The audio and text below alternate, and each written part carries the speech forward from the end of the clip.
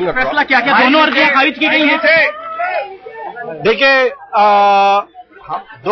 दो याचिका थे।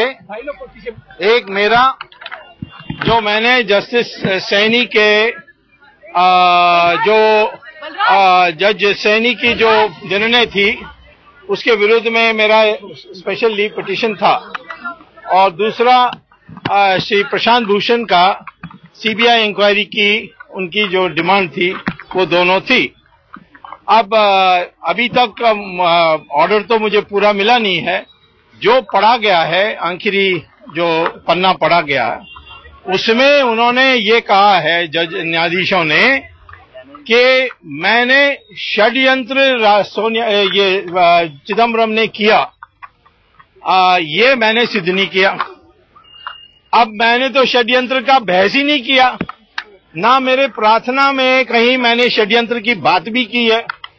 मैंने ये कहा था कि section 13 bracket 1 bracket 3 bracket D part 3 उसके अनुसार षड्यंत्र या आपराधिक मंशा की आवश्यकता ही नहीं है।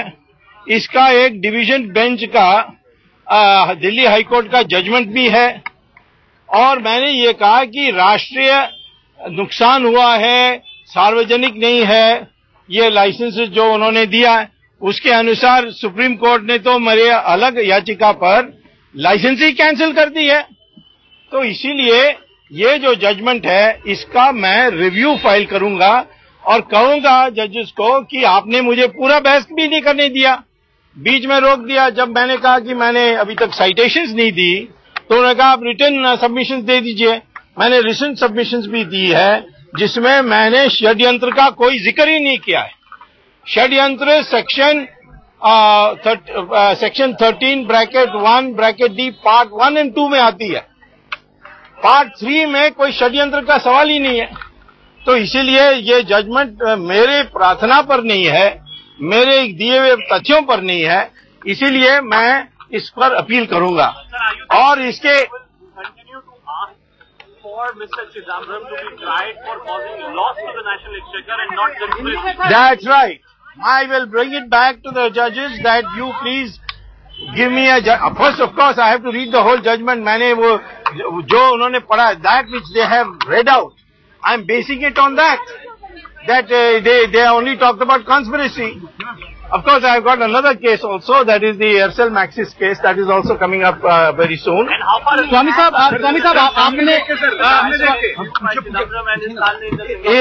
in Singapore court a notice was issued by the Singapore High Court on a petition filed, a defamation petition filed by a company called Advantage Strategic Consultants Limited, Singapore. It's a wholly owned company of the similarly named Advantage Strategic Consulting Company of India, which is registered with the Registrar of Companies in Chennai. Now that company is I have shown material in the petition before the Supreme Court, is controlled by Mr. Chidambaram's son and his daughter-in-law. His daughter-in-law was a promoter of the company which originally created this. 67% of the shares at the time of I was discussing when the licenses of Aircel was sold to Maxis, he was owning 67%.